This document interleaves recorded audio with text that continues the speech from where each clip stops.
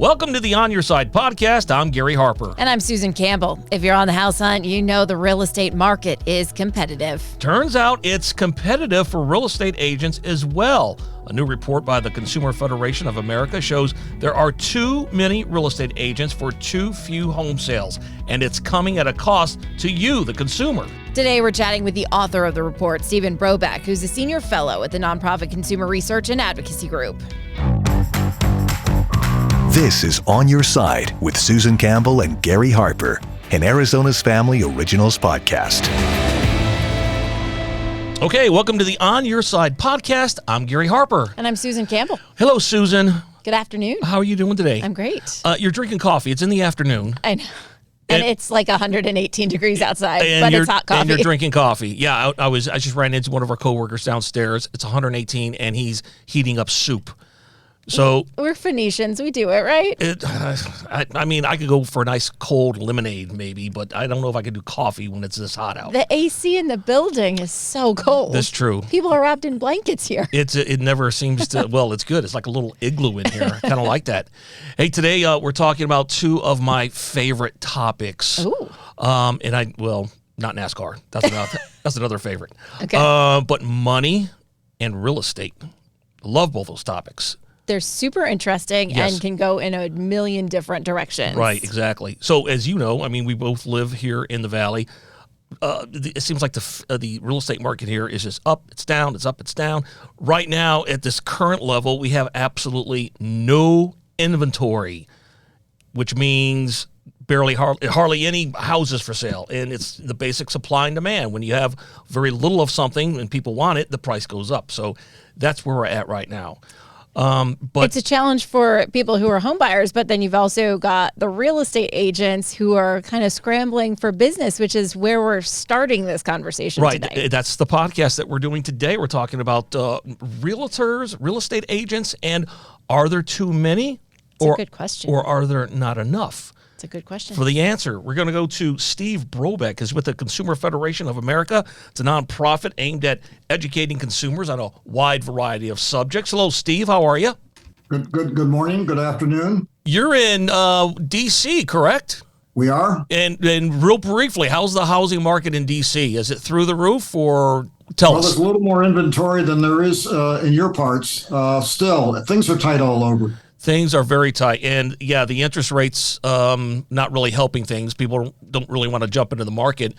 But you did some, Consumer Federation of America did some amazing research regarding real estate agents and the number of them.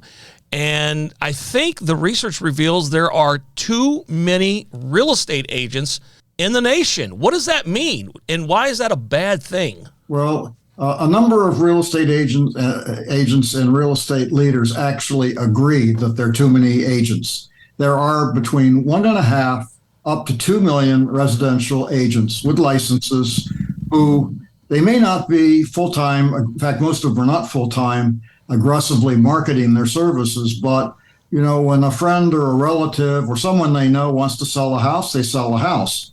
And then there are normally 5 to 6 million sales. As you noted, because of the low inventory, it's probably going to be under 5 million this year. So do the math. What does that mean? You have two sides on a buyer side, a seller side on each sale, and let's say they're 10 million. 10 million, 1.5, 2 million agents. That's one sale every 2 months. That's not a full-time job. However, so what do the agents do? They have to spend their time desperately seeking clients, except for a small minority, who are very popular. And as a result, if you're a new agent, your net income is going to be in the first 2 years under $10,000. And even if you're after 5 years and you're a sales agent, not a broker, your income is going to be, net income is going to be under $30,000. That is not enough to support a family. And as a result, there's a huge turnover. And this leads to a number of problems for both the industry and for consumers. For consumers, you are often likely to get an inexperienced agent who doesn't really know what they're doing. Well-established agents complain about this all the time, that they have to carry the sale. They have to split the commission, but they're basically doing all the work. So that's really the dilemma. I've heard real estate agents say that to me before, that they've come into sales or even come into closings, and the other person on the other side of the table is so woefully unprepared that it can't even continue. You know, they have to kind of take a break, go back, get the actual paperwork, the documents, everything they need to even make it happen, make the closing day work. Yeah, the word you used was unprepared, and it's not only unprepared, it's just ignorance. I think some of these part-time realtors, if you will, they just don't know what they're doing. And like Steve says, they're relying on the experienced one to carry all the water, which isn't quite fair. Let me kind of lay this out in context, Steve. I have a couple of friends. One is a full-time school teacher, but he does have a real estate license, and he does sell a house or a condo here and there. And that's what you're talking about, right? I mean, you've got these people who are doing full-time jobs, and they're just they have a little side hustle for real estate, and that's not really a good thing for consumers. We have to keep in mind, this is actually a fairly complicated transaction. You're aware of that if you go through a closing and you sign all those documents. Very complicated. Moreover, a huge amount of money is at stake, not just the sale price of the house. The commission, let's say it's a 6% commission on, what's the average sale price in Phoenix now? Maybe, what, 500,000 or something? About $500,000. It's just under that. Okay, so that's $30,000. Now, what can you do with $30,000? You can get a very complicated operation by a top surgeon. You can buy a car. It just doesn't compute. The commissions are way too high, and they're all uniform because there's essentially collusion within the dominant industry, and they basically enforce those norms of 5 to 6%. Because let's suppose a listing agent only offers, not if it's 6% overall, 3% to the buyer agent, offers 1.5%. Do you think that house is going to get sold? Well, I mean, shown even? Yeah. Often it will not. Right. Because you're asking the agent to basically cut their commission from 3 to 1.5%. And there's essentially an agreement among all of them that we're not going to do that. So as a result, when the seller's talking to the listing agent and asks about this, the listing agent says, look, this is just what the normal price is. And if you lowball this, your house might not get shown. And so, and then they add, but we're going to add this to the sale price, which means that the buyer's going to end up financing it anyway. But so that's sort of the way the system works. It doesn't make a lot of sense. It's not really a free, competitive marketplace. So we have experienced realtors carrying all the weight for inexperienced realtors when it comes to closing a deal.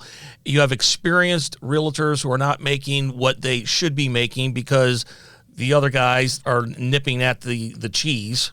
What other problems are created when you have too many real estate agents? Well, yes. I mean, one thing is there's no relationship between essentially the agent's compensation and the quality of service that the consumer receives, because you get your license and you don't know anything. You charge the same price if you're a listing agent as the person who has 30 years experience, knows the industry backwards and forwards, and can get you a really good deal.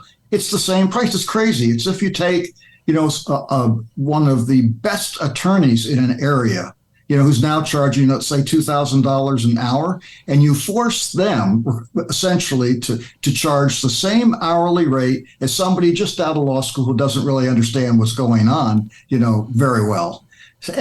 So this is why we have to basically, there are a couple of big lawsuits here that would make the industry more price competitive.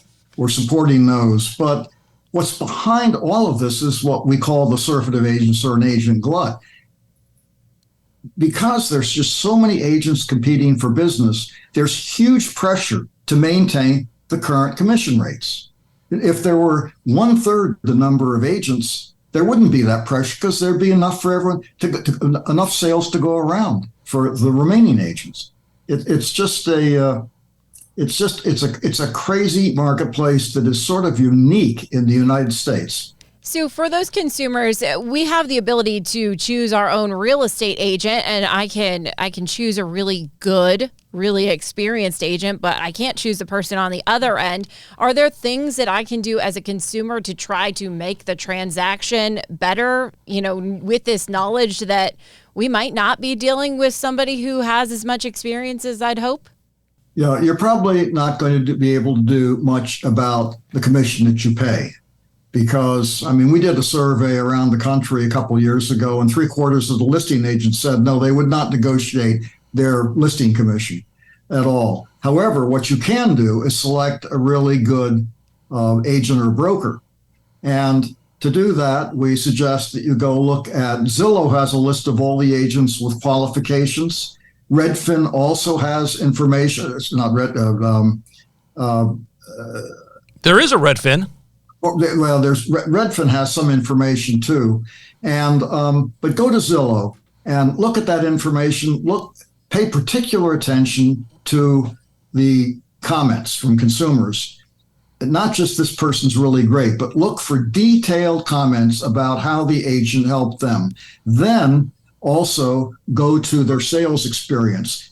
Do they have a lot of experience in the last year or two? And that ought to be listed. If they don't have information or a listing on the Zillow agents, I'd be very cautious about using that agent. Do you, or let me ask you this, have you done this type of research in this category before, or is this the first time? Because I have a feeling a lot of real estate agents are going to think that we're picking on them, particularly the ones with less experience and are doing this as a side hustle. But have you done this research before in the real estate market as far as number of realtors?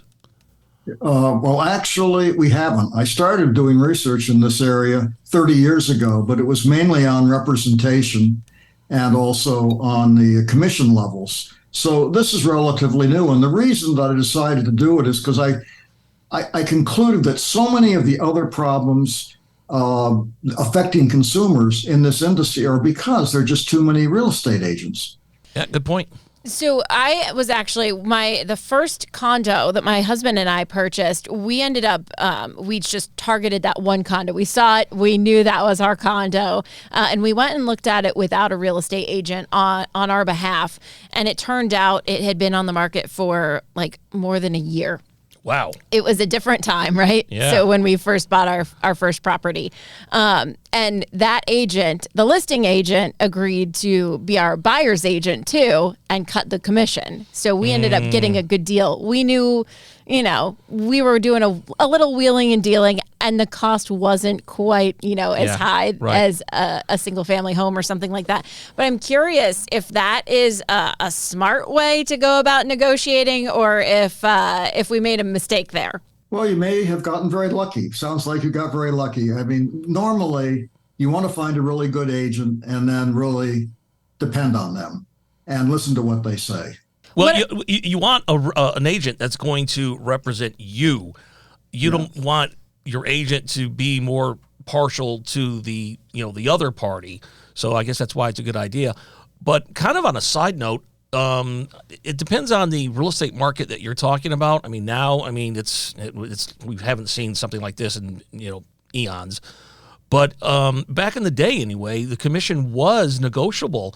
I was able to sell my house for 4% with the understanding that my real estate guy was going to get me into the next house that I bought, and then he'd make up the 3% on that end. So it is negotiable. I did save some money there. Sometimes. If you're Gary Harper. Well, it was during the time when the real estate market was, not like what it is now. So I still think it's negotiable depending on the market. Would you agree with that, Steve? Well, again, I go back to the study we did 2 years ago, and it was a more normal market than right now. And there were still about a quarter of the listing agents that we interviewed, and I did that as a consumer. They didn't know I was a consumer advocate who was doing research on them, and that they just said, yes, we'll negotiate. I'm prepared to negotiate that. So you ought to try to do that at least. Yeah, it never hurts. If you're a buyer, you ought to ask if you can get a rebate from a 2.5% to 3% commission. Most agents will say no. A few will say yes. and I believe that the rebates are legal in Arizona. In 9 states, they're not legal. Hey, when you say rebate, you've tickled my interest. What does that mean? So you get to the closing table and, what happens is, and nobody really asks about this because the buyers all are told, or there's an implication that the seller is going to pay the commission. So I don't really deserve any money back. But the fact is, the buyer's agent is going to get 2.5% to 3%. And in most states in the country, you have the ability to ask the buyer, think about a buyer getting 3% on an $800,000 home, $24,000. Would you give me some of that back? And some agents will do that. In fact, a few even advertise that they will provide rebates. Can I, just for the record, say 6% is too high? I think 6% is way too high. If you do sell an $800,000 home, you're having to give up $48,000. That's a lot of cabbage. It's a lot of money, but knowing what a good real estate agent does, that includes a lot of things. It's a ton of work. It's the really professional, beautiful photographs. It is advertising. It's maybe the staging involved. It does include things that you're getting for that money. But who came up with this 6% rule, Steve? Why can't we just make it a 4.5 or 5%? It actually all started 100 years ago when the industry developed a mandatory price schedule that every realtor had to basically charge the same thing.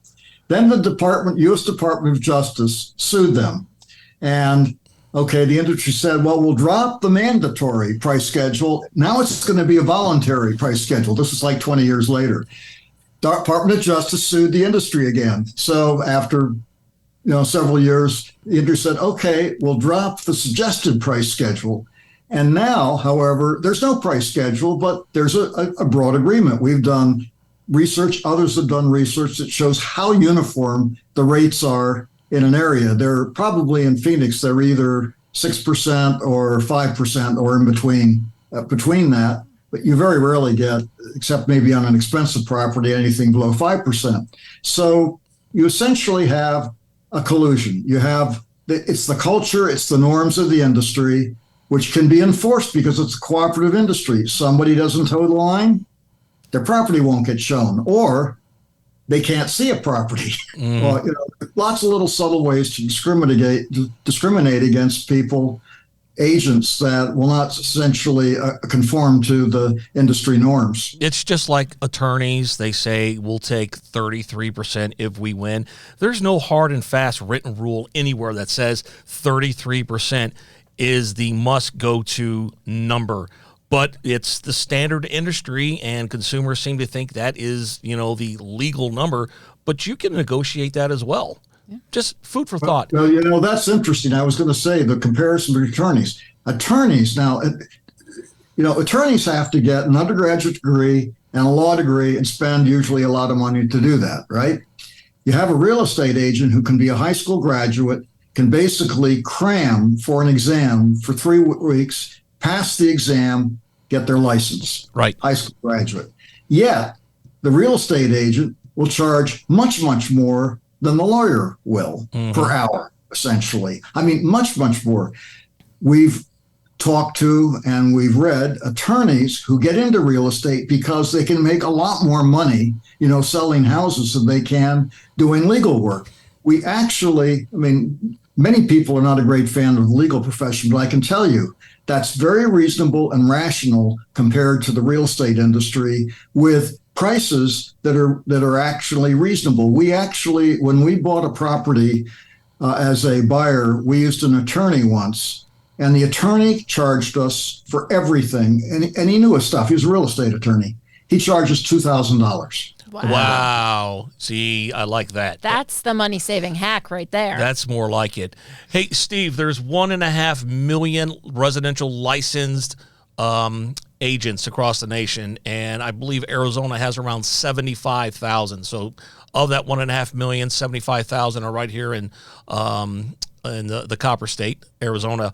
Are there states that came out in your research that were like really had too many agents as opposed to like other states? I don't. Maybe that's a question you can't answer, but did you break it down by states? Well, no, but I can tell you generally what the correlation is. Essentially, if it's not a lot of sales and high price sales will generate a lot more interest among agents. For example, in one of the reports we did fairly recently, Florida had 3 times the ratio of agents to population as 2 other states, just normal states, 3 times. So, the competition there is going to be fierce. Why is that? Because growing number of sales at that time when we did the study, and also because the price of, houses tends to be higher.